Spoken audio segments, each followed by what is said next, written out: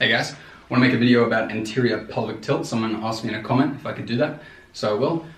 Just before I launch into it, I want to admit that I'm not like some super aficionado pelvic tilt expert and my pelvis is like in the 100% alignment or anything like that. However, I am someone who's made a lot of progress in the area, and I'm someone who's also frustrated by the quality of the advice that exists out there, because you look up most, and I mean like 99% of the videos, and they'll tell you the same thing, right? So I want to kind of like crush that myth, tell you why it's wrong, and then I want to give you some exercises that I actually think could work for you. So the big myth out there is this concept, I believe it's called lower cross syndrome, because it's like a cross or something like that.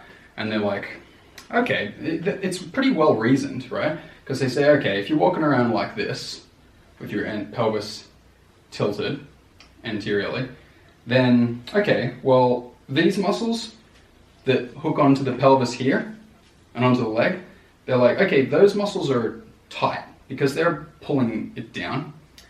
And they say, okay, and also, well, the pelvis is up here, so therefore the back muscles, they're tight because they're pulling it up, right?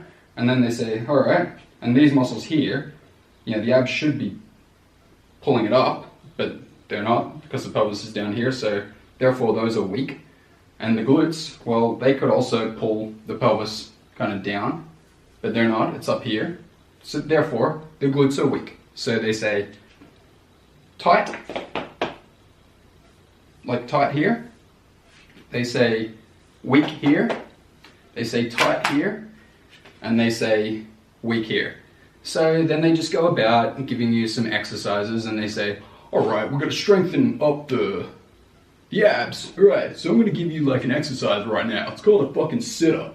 All right, so they give you a sit-up, and then they say, all right, to do the glutes, we're gonna strengthen up those glutes. So we're gonna do a bridge. And they do some, you know, bridge or to squeeze your glutes. And then they say, you know, I should come down to the floor, right?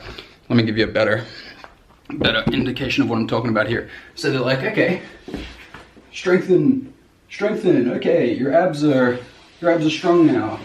And then they go, okay, your glutes are strong now. Okay. Then it's like, okay, and we got to stretch these hips, right? Okay, I just want you to put this here, and then you're gonna go like this, and it's gonna stretch it out, okay? And then for the back, I don't know, stretch out the back or something like that, blah, blah, blah, you know? So it's just like strengthen, stretch. Easy.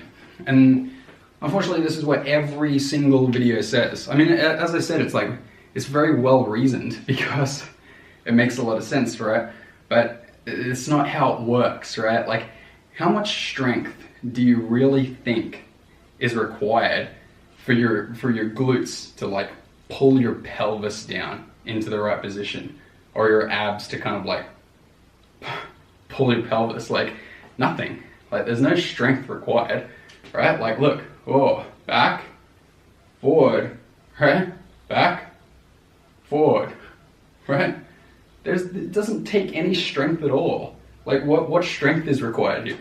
Look, this is extremely posteriorly rotated pelvis. Oh, it's so much strength. Oh no, oh, they're too weak. Oh no, it's falling. Oh, now I'm in anterior pelvic tilt because, oh, I've been pulled into it. Oh, the tight muscles, they're pulling down and my abs can't take it. Oh, if only I'd strengthened them so I could go like this.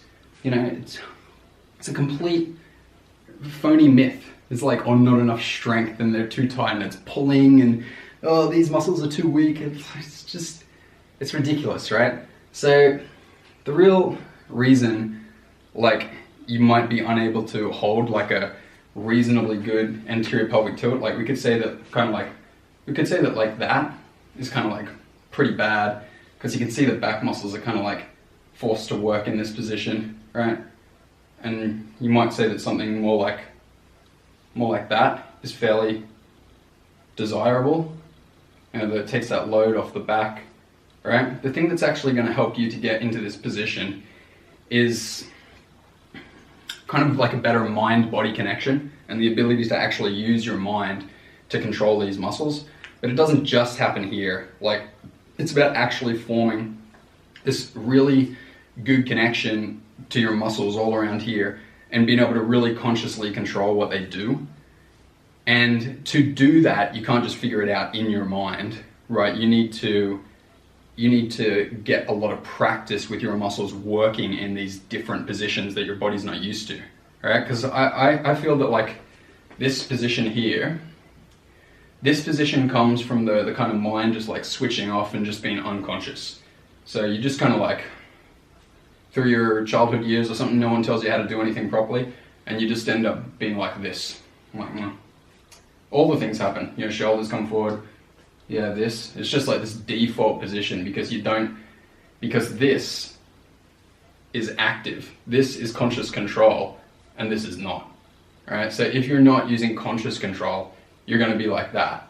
But if you're using conscious control and choosing your position consciously and having the ability to actually keep that position through different movements, standing, sitting, walking, running, more complex movements, then you're going to be able to keep it, right? Any crap like doing some stretch, like, oh, let's pull on the muscle and make the muscle longer by pulling on it. Anything you do like that, as soon as you start, like you do that for 20, 30 seconds a day, as soon as you're back in your normal habit or something like that, there's no change, okay? There's no change whatsoever. You need to actually take conscious control of this, right? So how do you do that? Well, you first need to learn to do it. So I recommend that the two muscle groups that you focus on are your hips, all right? Any hip flexors, I recommend you focus on these because these are the most kind of like completely neglected muscles, right? The reason these are so neglected is because like if you're in this position, right, you're kind of just using this like back line to hold yourself up all the time, right? So these hip muscles, they would be more like, they get used more when you're doing this, right? But we don't really like walk around like this, right? We don't. We walk around more like that. Like the back line just like holds up our body all the time. So the hips are just like shut off. It's not that they're tight and pulling you forward. It's just that your body doesn't know any other way to be other than, oh yeah, my back line supports my body from falling over, right? But the hips work the hips start to engage and stabilize and control you when you're up more in this position where like there's actually, you know, some possibility of going like this or like this, right? If you're never doing this kind of movement ever, or being up like this, right? Your hip flexors don't need to do anything. Like they don't need to do anything at all. Okay, so I recommend you focus on your hips and we'll get to some exercises. And also recommend you focus on your hamstrings. Because I know before I said glutes, but like what I really meant to say was glutes and hamstrings, because both the glutes and the hamstrings stabilize the pelvis by pulling down, right? You don't need to strengthen your abs. Your abs are just fine, right? No worries. Like if you can do, everyone's abs are strong enough to not have a anterior pelvic tilt. Come on. And the back, well, I honestly think the back is just kind of like more complicated, but it'll sort itself out as the hips get better. I know I'd love to explain that more, but like I really think it's just better to focus on the hips and the hamstrings, right? So what sort of exercises do you do? Okay, it's not stretches. It's exercises that train your muscles to work in positions that are, you know, like the desirable positions and the positions that you're less familiar with. So for hips, right, I'm gonna see if I can just tilt this down a little bit. Hope it doesn't screw everything up, okay?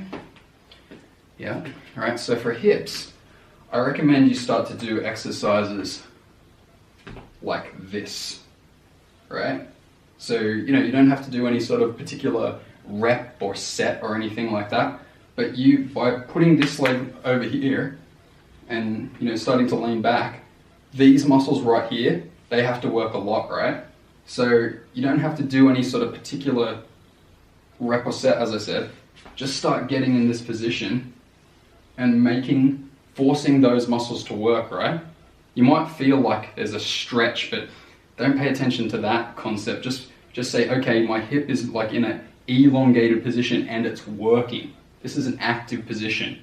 Like push that foot into the ground to engage this, right? Go back here so that this muscle is forced to work. Same with like here, right? Start to do that. You can even go like this, right? So now these muscles are going, whoa, what the hell's going on here? I've got to actually work here, right? You can go like this, but you're working all of that stuff, right? Now, as for the hamstrings, right? That's going to be like this. Get in bent over positions and start to actually force your hamstrings to work. You don't need to go down and come back up or anything like that. You just need to be bent over, right? And you need to force those hamstrings to work, and it's going to feel uncomfortable, but you hang around in that discomfort, your hamstrings are going to be like, right, we're working better now, okay? You can do it with a wide stance. You can even get your adductors to work a bit like that, right? But lean forward, go down, and do it for ages, right? This isn't some like 20 seconds per day thing. Oh, camera cut out. So yeah, this is about doing exercises that train your muscles to work in those positions they're not used to, because you need that. You can't just think you think you're just going to do some like 20-second stretch of your hips 3 times per day and like just do a sit-up and like, you know, do some glute bridges, and your whole 30 different muscles around here that are all in control of like moving your pelvis in like slightly different ways. You think they're all just going to like magically fix from doing these 4 little exercises? It's not going to happen. Okay, you need to start doing really complex stuff that gets your body to really work, and you have to go into pain as well. Like these exercises, don't get confused that like when you go here and your hamstrings kind of hurt, don't be like, oh, I need to back off. Don't worry, if you can handle it, you're okay. Nothing's gonna happen, okay? You're not gonna like rip your hamstring off or something like that. Like your knee's not gonna snap, you know? When you're doing this, like, you know, your hips aren't gonna go boom. There's not gonna be like some horrific injury. I mean, don't overdo it, be sensible, you know, but when you feel the pain in that, that's okay. That's just your nervous system that's inside your muscles going, whoa, what the fuck's going on here? Like, I have to fire, huh? What? I'm really confused and shit at doing this, right? But that's the sign. Like if you're feeling pain, that's an indication that it's not working, and you need to spend more time there and do lots more exercise and movement down in those positions and awkward positions. Okay, so as you start to do that, you know, your muscles will kind of wake up. Like you'll start to get more conscious control. And then it's simply a matter of being like, oh yeah, okay, I can kind of put my muscles there, I choose to put my pelvis there. It's not a matter of like, oh, finally I'm strong enough to put my pelvis in a location. No, you're gonna have like conscious control and actually be able to choose to put your pelvis where you want it. And then you're gonna have more control, and you can even put your spine where you want it, and you can stand the way you want. You start to do this technique all over, you can choose where your body goes. So that's the mind-muscle connection in a dynamic sense. All right, well, I hope that works for you. Good luck. Let me know how it goes, okay? I think it should do well. Good luck.